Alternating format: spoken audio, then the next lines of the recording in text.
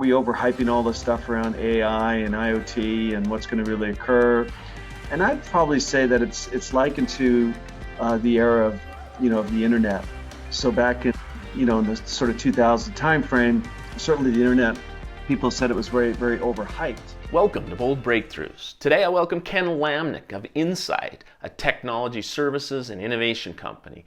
Ken leads several billion dollars in revenue and several thousands of people. Ken's people are problem solvers and his teams create breakthroughs for clients. They do so in around 200 countries and have to focus on clients' breakthroughs too, which means they have to move fast and practice what I call rapid innovation. Today, Ken shares critical ideas for employees who want to unstick their own work and leaders who want a breakthrough in their leadership results. Harvard Business Review wrote, "It's tough when markets change and your people within the company don't." Albert Einstein pointed out, if you always do what you always did, you will always get what you always got. He also added, if at first the idea isn't absurd, then there will be no hope for it. In a moment, the enlightened leader, Ken Lamneck. Welcome to Bold Breakthroughs that unstick work and life. I'm Mark Cook, New York Times bestselling innovator. Each week I offer keynotes that engage thousands, and teams embed me weekly to unstick tech pivots, sales prospects, and ops constraints. We roll up our sleeves in small groups to create breakthroughs on top priorities for each individual, in person or via Zoom. 9 global studies have over 2 million successes and fueled my 4,000 wins at top brands. I've shared rapid innovation in over 50 cities worldwide. Teams create revenue breakthroughs and clients see new profits. Thank you for listening and inspiring your breakthrough today. Ken, I'm so glad to see you again. Yeah, me as well. Ken, I want to get to leadership and teams in just a minute, but you have such a perspective. You have a worldwide business for technology. You've seen economies all over the world. If you had to point to a couple of areas where an individual should start integrating things from that area into their own job to create breakthroughs that are new and exciting and unusual in their own work, what areas would you prescribe? Yeah, I would say that, Mark, what I've seen probably over the last maybe 5 years is that the biggest transition, and you touched on it, is the fact that, every company is having to become an IT company because at the heart and source of so much innovation is IT based. Now, that doesn't mean obviously all innovation comes from IT, but many companies are finding that it is their source of differentiation. It is how they collaborate better. It is how they do some basic innovation better. So they're all having to build sort of, skill sets in and around technology, whereas in the past that wasn't the case, right?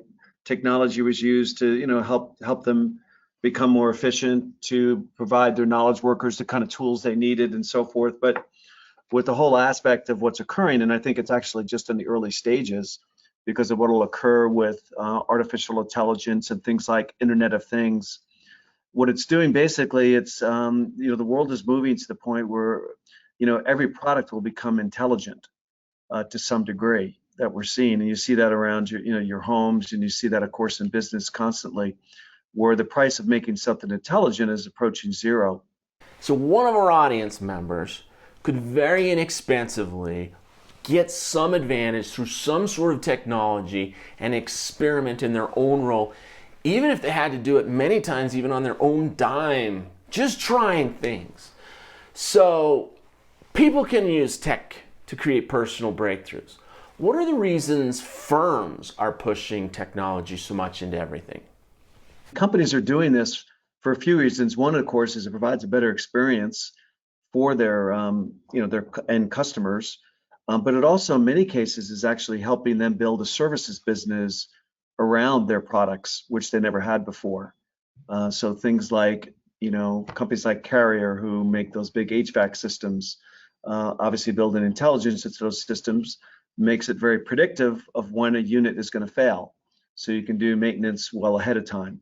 And of course, what they're building now through that, added intelligence to that, is they're able to now, of course, build a services business as well on top of their normal product business. So there's just so many examples of that kind of scenario that's occurring, that I think that's really what's going to be an exciting frontier. This is an exciting frontier. I've seen an example of what you're talking about in my own work. One of my contacts, Josh Young, was the son of a principal of Yesco, Young Electric Sign Company. And they are a long-time family-owned business. They created signs for businesses. As technology advanced, they created a very sophisticated sign and put most of the signs up in Vegas and owned them.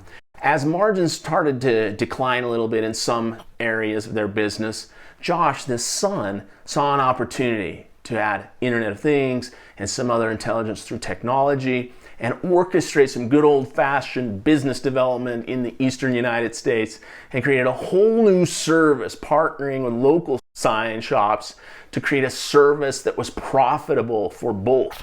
It's really amazing what technology can do with some little insight and innovation. I also see the opposite end, where a lot of times I go into a client and I'll have somebody, an individual, pull me aside, maybe pull me into a conference room or something, and say something like, I just don't love technology. I just feel like I'm behind. It's way too late in the game for me to get interested in it and to even catch up if I wanted to. So I wonder what you would say to someone, this person that's a non-techie that thinks they're too late in the game.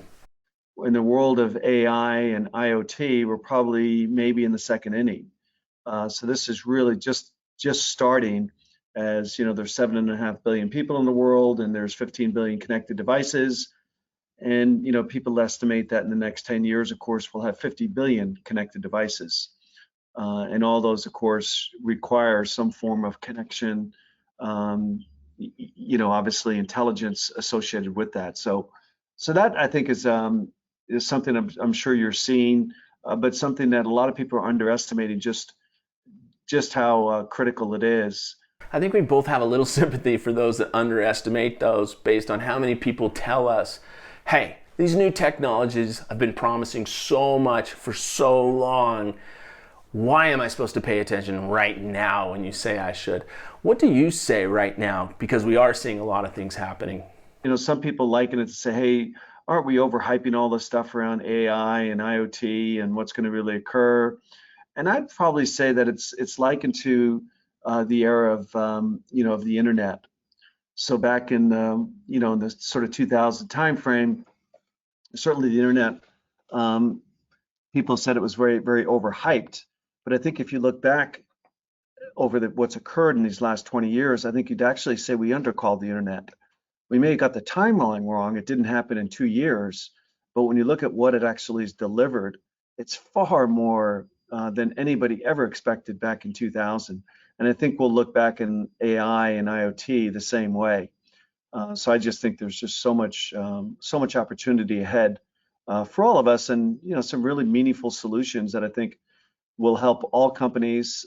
I think will be a solution to so many of the world problems as well. Certainly not all of them, but certainly many of those. There are no shortage of problems to solve in the world. Whose work would you say that they could look to, my audience, around them at work and in their profession, as a proof, as an example that it is now time to really pay attention to technology, to really start to get excited about what it can do for your personal work, your team's work, even your company's work? What are some of the examples of the tools that are so obvious they'd say, oh yeah, those didn't exist a few years ago and now they do? People like yourself, of course, are knowledge workers that are working remotely. You've done that for a living. It comes sort of second nature to you.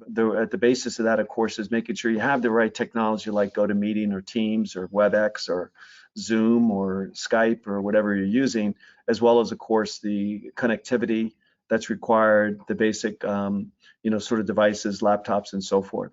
Let's talk leadership now. In a recent episode, we heard from Heather Stone, who described her journey in her career. She started out watching leaders with a pretty dictatorial style, a command and control, micromanagement of their workers, trying to get what they expected done. And then as she went on, she started to notice that they were leaving results on the table. They were creating morale and even cultures that were not productive and not producing as much as they could. And she decided at one point that she would not be that sort of leader when she got the chance. And so she described her leadership as protecting the freedom of the individual. Given your background and what you've done outside of business and technology, I'd be interested in your fundamental philosophy of leadership. Yeah, so it's interesting because I had a military background. I went to a military college, if you can call it that, and then spent 5 years in the service. And of course, most people look at the military as being a very command and control and not a very collaborative environment, where there actually is quite a bit of collaboration that occurs. And delegation of authority is somewhat surprising to a lot of people when they really understand it. But certainly in the business setting, I think being collaborative is essential, especially in today's day and age. And what we really try to focus on, as I said, we have a group of leadership principles, and one of my leadership principles that I share with folks is the fact that we like to have messy meetings.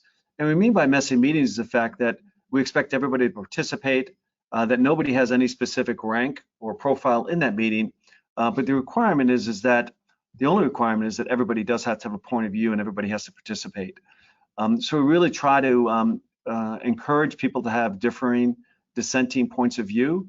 But what's essential is when we do come to the agreement and collaborate from there, what we do require is everybody has to own that decision if it was their own. I understand the idea of having voice and then following in line when everyone sees a better way, and just acknowledging that it's not your idea that's really the best idea. But it is hard as an individual with ideas and initiative to do that.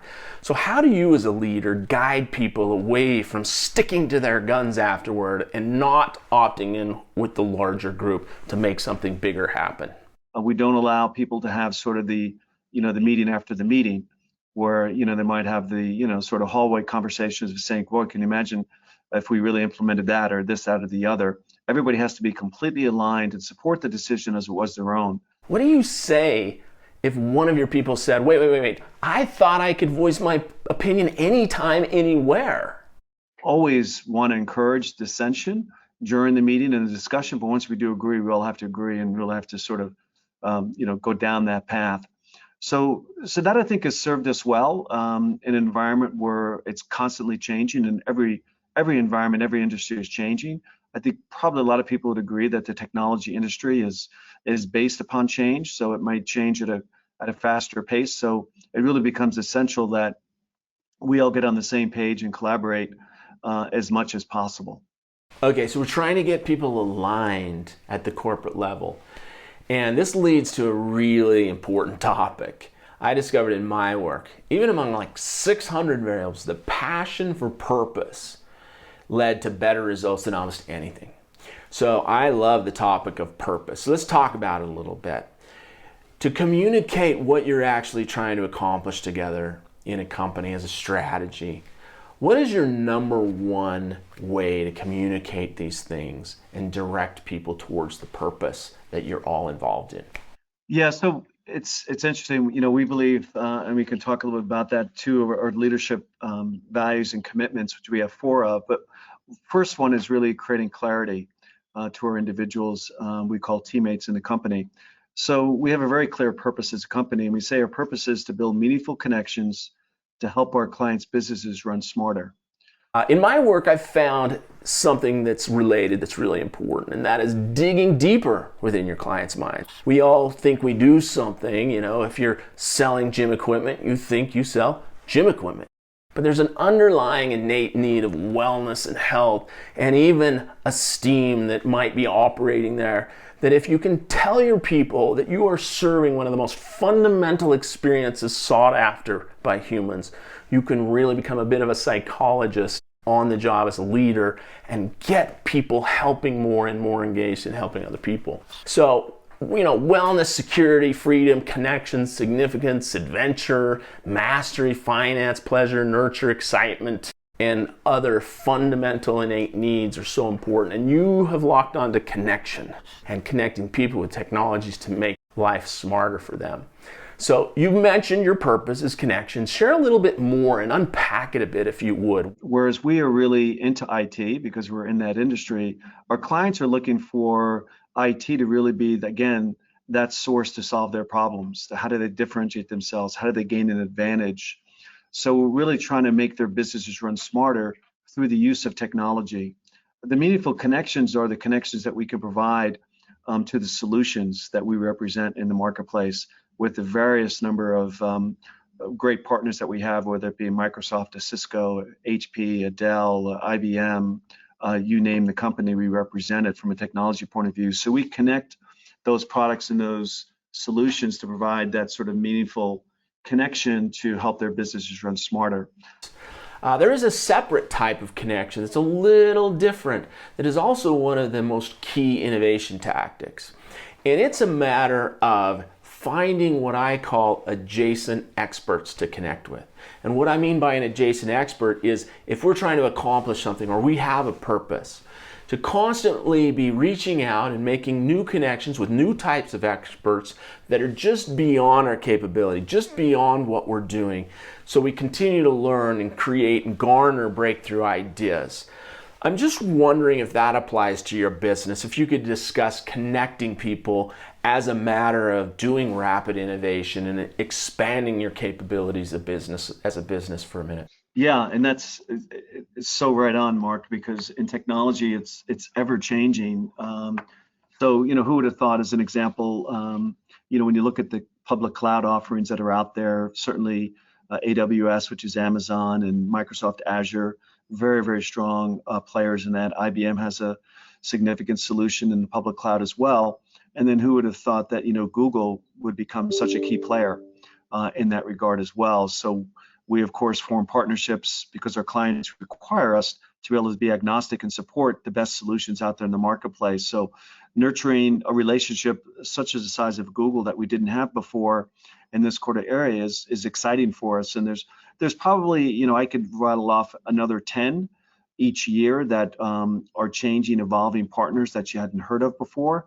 Zoom is a partner, and Zoom was, not somebody that was on everybody's radar 5 years ago.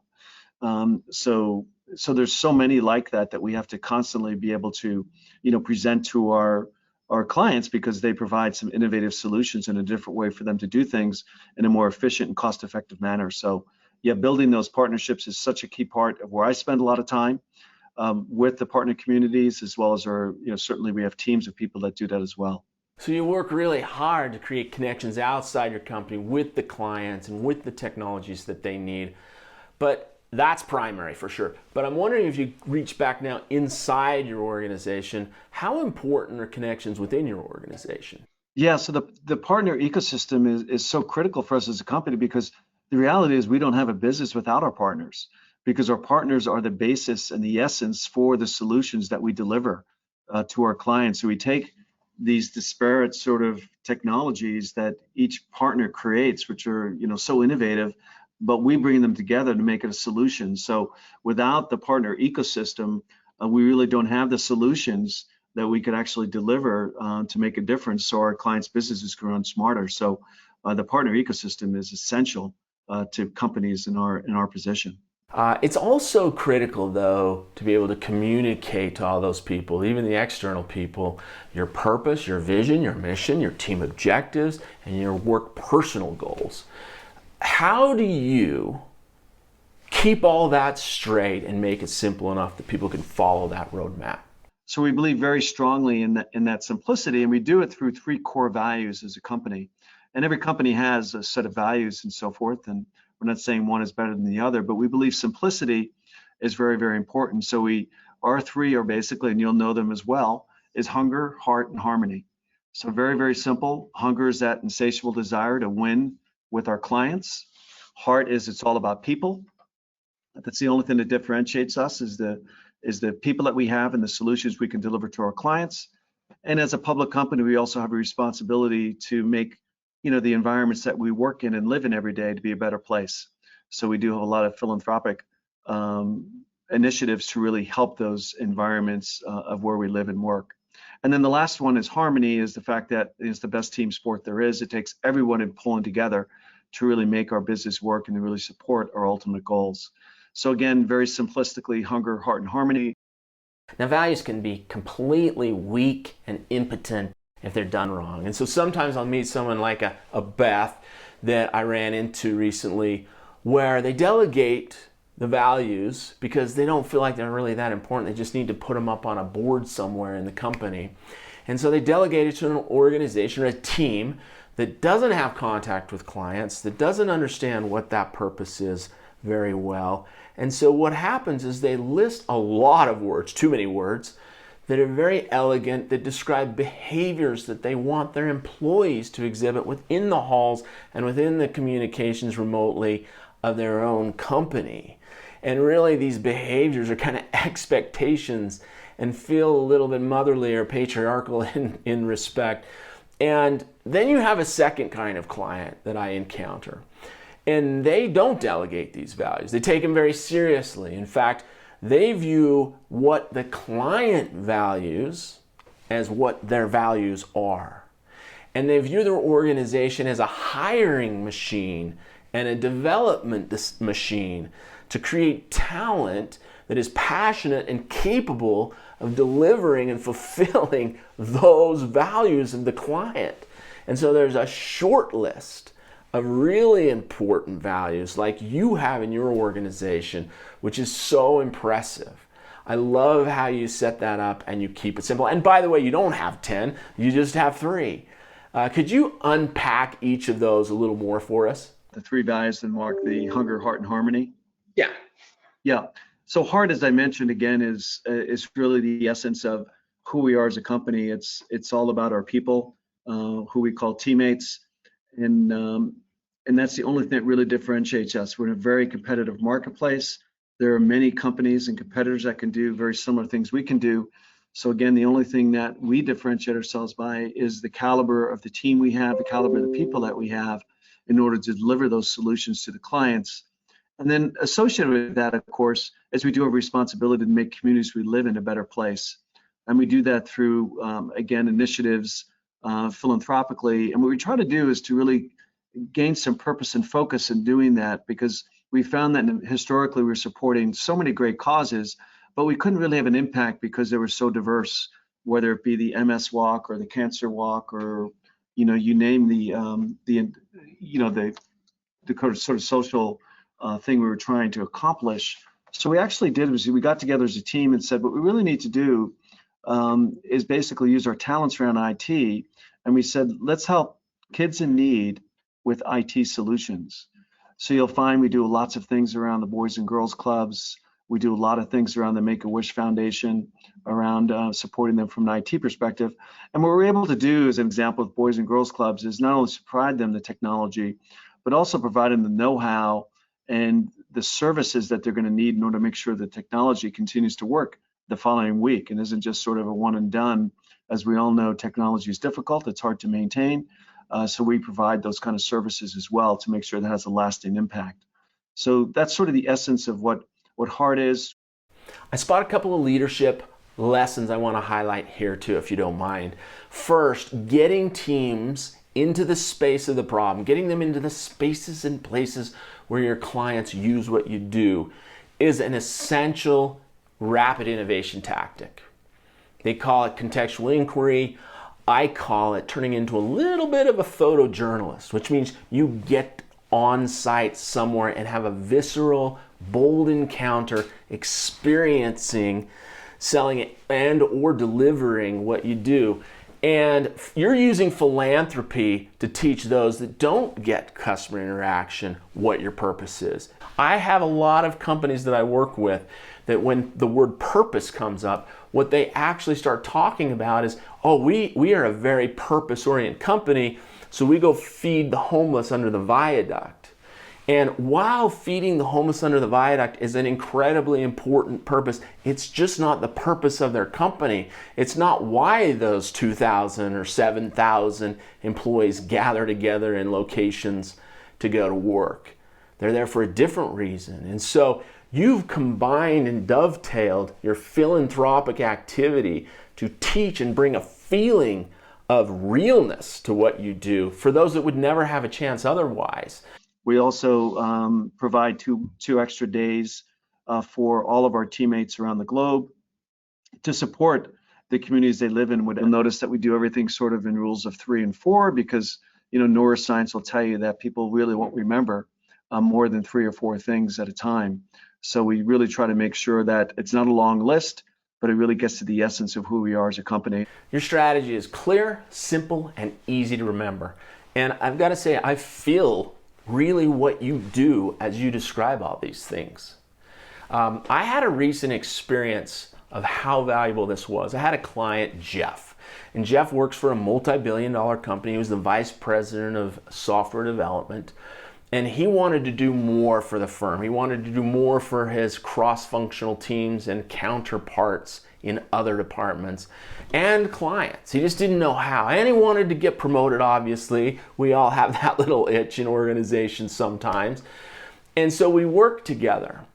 And the very first session, we noticed that his expertise was amazing in delivering new technology. But that's not really the job on the executive team. If you're going to become a member of the executive team, you have to know the strategy, you have to know broader than your own department and not just deliver on your specific expertise that you've had for so long. And so what we did is use these elements. We went through and dug deep into the mind of customers. We went through the market research. We did more though. We went on site to their locations and we interviewed customers, new customers, why they were buying, some that were leaving, why they stayed, why they used this service. And he was enlightened. And the result is that he was able to come back and not just take the statement of purpose or mission off the website or in the cafeteria and try to spout it whenever possible. But he felt it, he owned it, he'd lived it, he got to talk about his experience with customers. That's not something that ordinary people know that aren't on the executive committee or out in front of customers. And so he expanded the way he was seen by counterparts. He did a second thing that was really amazing and really effective as we've been talking about broadening our connections, finding adjacent experts, going across lines to other departments. We set up a plan where he would collaborate with his counterparts at all the other teams and learn in depth what they were trying to accomplish and then help them accomplish it as though that were a project in his own department. And what the result was is when the opportunity arose, the executive team had so many informal conversations, lunches, formal discussions and presentations by Jeff. And the other team, so aware of his cooperative abilities, he was promoted. And not only that, he got one of the other counterparts also promoted. So now he's CTO, everyone else is elevated, and he knows what they're actually doing as a company. So getting clear and doing the work to really dig down on each of these in real terms, not just in marketing terms or table tent in the lunchroom terms, is so critical to a career and creating breakthroughs. So I just want to ask you, related to that, what are the specific targets? Yeah, so what we try to do, of course, is from there is people understanding the purpose, people understanding our value system, and then we take it, of course, a step further to make sure we're very specific. And we have 4 objectives that have been pretty consistent for the last 3 years and are, again, consistent as we go to market. And these are global. We work on as a team globally, even though there might be different nuances dependent upon the region. These are all global objectives, and we're very careful about the words we use being these 4 goals. So the first one for us would be, as we talk about, earn client loyalty. So that, again, is, at the heart of what we do is how do we really embrace that initiative? Everybody talks about customer obsession and so forth, but how do we really do that on a day-to-day basis? What metrics do we use to really measure that to ensure that we're really truly delivering on that promise and that objective as far as earn client loyalty? The second goal would be driving profitable growth as a company. That's important. And most companies sort of miss the point when they talk about drive profitable growth. The reason for driving profitable growth isn't just for shareholders and for the fact that we want our stock price to go up. What we talk about there is when we drive profitable growth, we can make this the greatest company we want, because that's what gives us the ability to make the investments in our teammates, in the training programs, in the benefit programs, and so forth, that are so important to really building a great company. So that's really the essence around driving profitable growth, and that sort of feeds on itself. So some people construe it as, we just want to support Wall Street's initiatives. It's much more than that. It goes deeper than that in the company. As long as I'm aware of what other teams are after and what they get out of profitability, whenever I save a buck or make another buck, I can talk about that with them as though I'm helping them and think about it as though I'm helping them, which is far more important, obviously. So what is the next? So the third one is what we call lead with intelligent technology solutions as a company. And then what that really means is the fact that we've got to constantly innovate and be able to deliver the types of innovation that our clients really need us for. And that's an ever-changing world when we look at the landscape that we've been in IT and how we have to constantly sort of refresh our solutions and our requirements that are necessary to support our clients' needs. And the fourth one is basically what we call champion people, leadership, and culture.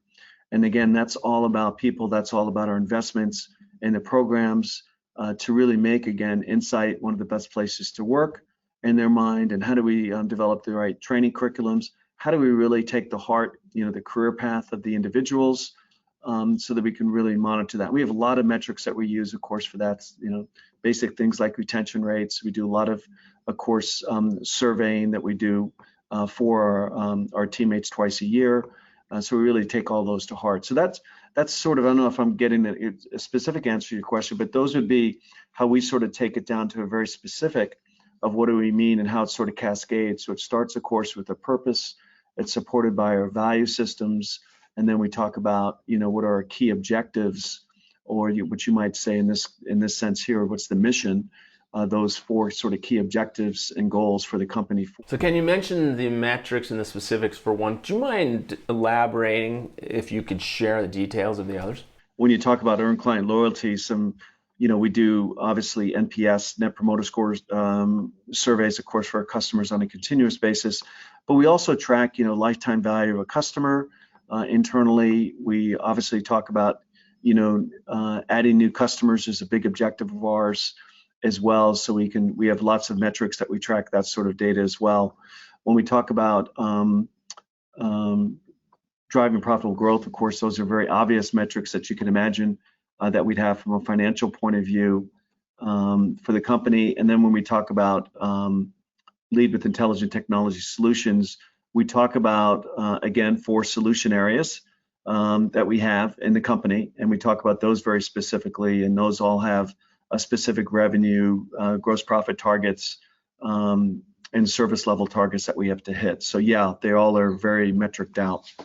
This is a full system, really well stated for us today, that anyone could take and use their own information in their own business within this structure. It's so valuable.